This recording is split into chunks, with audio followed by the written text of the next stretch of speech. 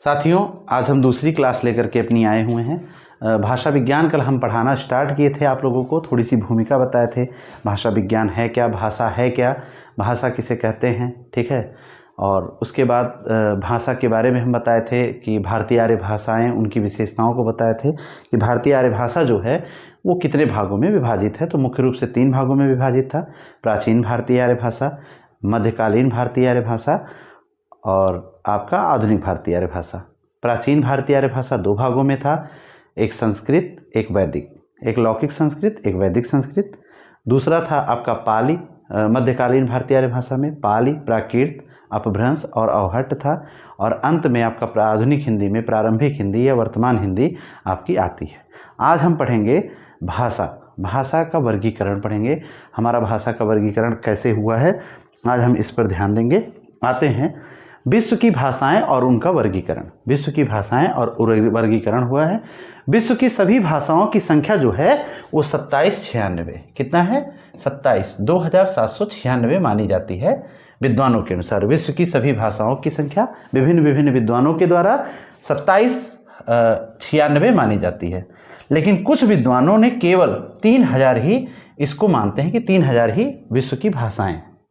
जब हम देखते हैं इसका विश्व की भाषाओं का वर्गीकरण, तो उसमें जो मेन भाषा की जो संख्या रही है, विश्व की जो संख्या रही है वो 2796 है, लेकिन कुछ विद्वान केवल 3000 ही मानते हैं।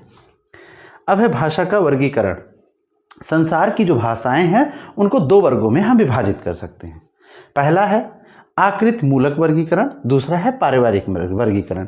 आकृति मूलक वर्गीकरण होता क्या है? तो आकृति मूलक जो है, जिसको हम आकृति के आधार पे, और आकृति कैसे होती है, जैसे शब्द हो गए, पद हो गए, वाक्य हो गए या व्याकरणिक संरचना हो गई, ये आकृति मूलक का पहचान होता है। तो आकृति मूलक अगर वर्गीकरण की बात करते हैं तो इसमें हम पद्यात्मक देखते हैं, पद को देखते हैं, वाक्यात्मक को देखते हैं, रचनात्मक को देखते हैं या व्याकरणात्मक को देखते हैं, व्याकरणात्मक को भी देखते हैं। तो ये अगर हमें आकृति मूलक की बात करेगा, तो अगर पद या वाक्य या रचना की बात करेगा तो हम समझ जाएंगे कि ये आकृति मूलक वर्गीकरण की बात कर रहा है, क्योंकि संसार की भाषाओं को केवल हम 2 प्रकार के वर्गीकरण में बांट सकते हैं। पहला आकृति मूलक, दूसरा पारिवारिक। दूसरा है पारिवारिक वर्गीकरण। पारिवारिक वर्गीकरण होता क्या है? परिवार आता कहाँ से है? तो कुल होती है, वंश होती है, परंपरा होती है। तो अगर पारिवारिक वर्गीकरण की बात करेगा तो वहाँ पे वंशानुक्रम आ जाएगा, कुल आ जाएगा जो कुलात्मक होता है, ऐतिहासिक हो जाएगा, ऐतिहासिक। अगर ये सब बात, ये तीनों अगर यहाँ आते हैं तो हम तुरंत समझ जाएंगे ये पारिवारिक वर्गीकरण की बात कर रहा है।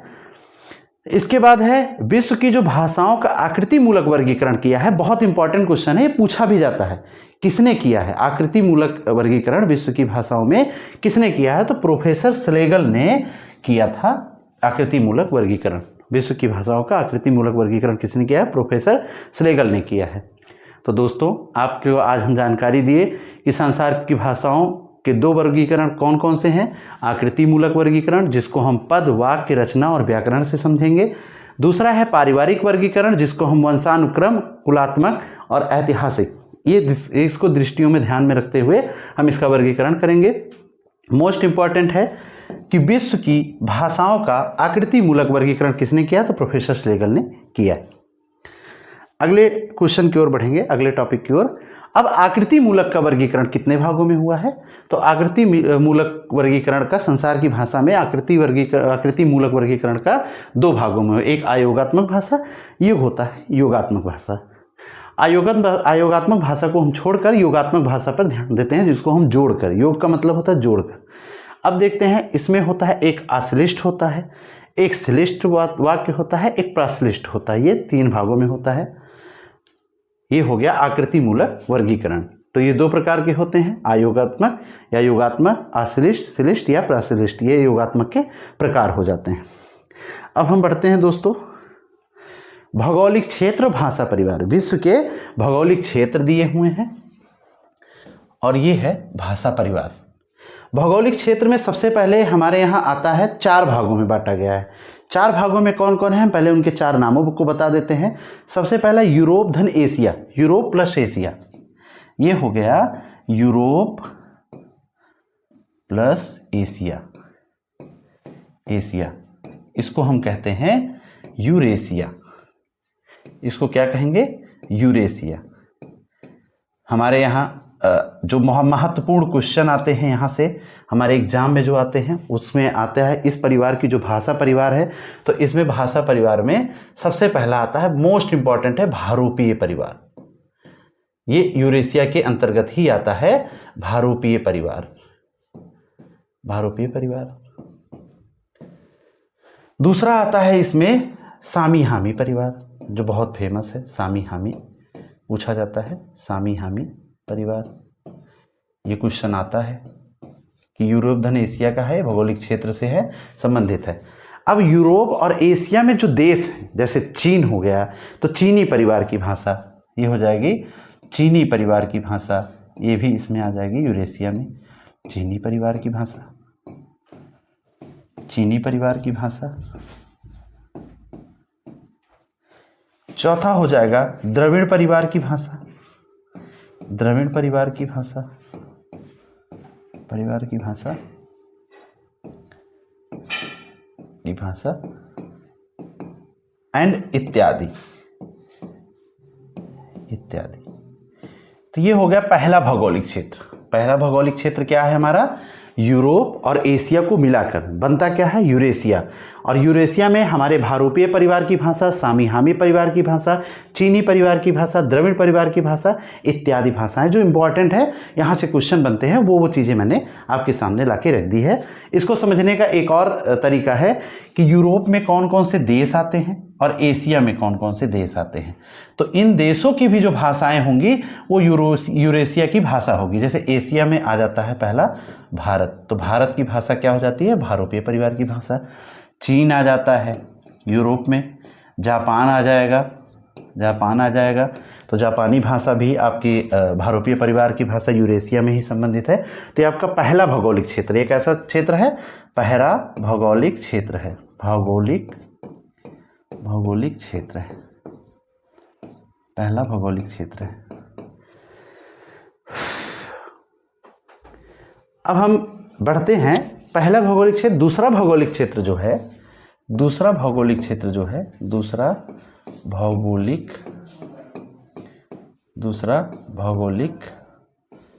क्षेत्र जो है, दूसरा भौगोलिक क्षेत्र जो है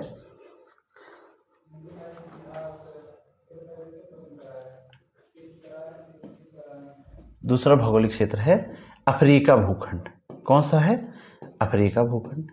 अफ्रीका भूखंड, अफ्रीका भूखंड है, भूखंड है।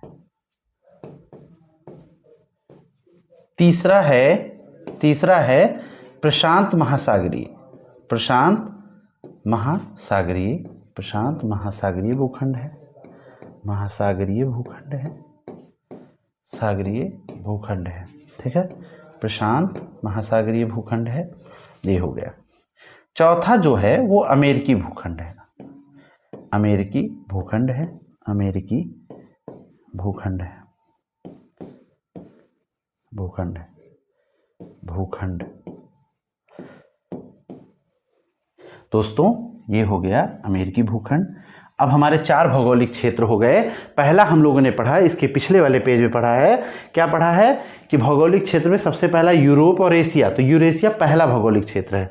दूसरा हम पढ़ते हैं अफ्रीका भूखंड, प्रशांत महासागरीय भूखंड, अमेरिकी भूखंड। अमेरिकी भूखंड में दोस्तों केवल अमेरिकी भाषा आती है, अमेरिकी भाषा आती है, इसमें अमेरिकी भाषा आती है, केवल अमेरिकी भाषा आती है। प्रशांत महासागरीय में 4 प्रकार की भाषाएं आती हैं। 4 प्रकार की कौन कौन सी भाषाएं आती हैं? अब देखते हैं अफ्रीका भूखंड में 3 प्रकार की। ठीक है, बंतू नाम सुना होगा आप लोगों ने, ये बंतू परिवार की भाषा हो जाएगी, बंतू परिवार। दूसरा भाषा परिवार कौन सा है? सुदानी हो जाएगी। दूसरा भाषा परिवार क्या हो जाएगा? सुदानी हो जाएगा। और सबसे तीसरा जो हो जाएगा वो हतोंत बुश्मैनी हो जाएगा, हतोंत बुश्मैनी दोस्तों हो जाएगा, हतोंत बुश्मैनी, बुश्मैनी। ठीक है, हतोत बुश्मैनी हो जाएगा। बंतु परिवार, सुदानी और हतोत बुश्मैनी, ये हमारा अफ्रीका भूखंड के अंतर्गत आता है। अब प्रशांत महासागर के अंतर्गत एक होता है पॉलिनेशियाई,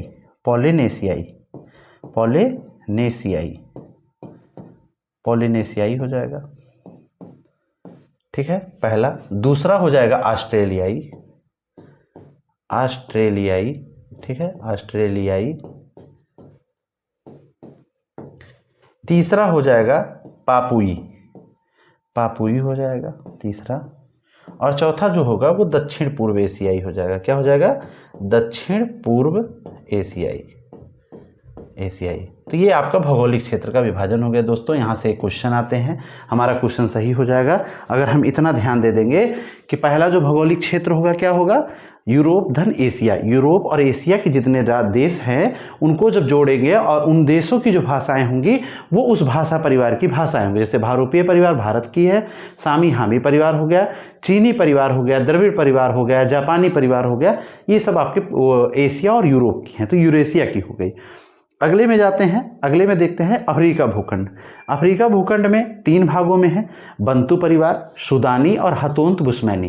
हेतोंत बुश्मैनी होता है, हेतोंत बुश्मैनी, ये आपका हो गया अफ्रीका भूखंड में। फिर आपका प्रशांत महासागरीय 4 भागों में है। एक है पोलिनेशियाई, दूसरा है ऑस्ट्रेलियाई, तीसरा है पापुई और चौथा है दक्षिण पूर्व एशियाई। ये आपका हो गया प्रशांत महासागरीय। फिर अमेरिकी भूखंड में केवल अमेरिकी एक भाषा होती है।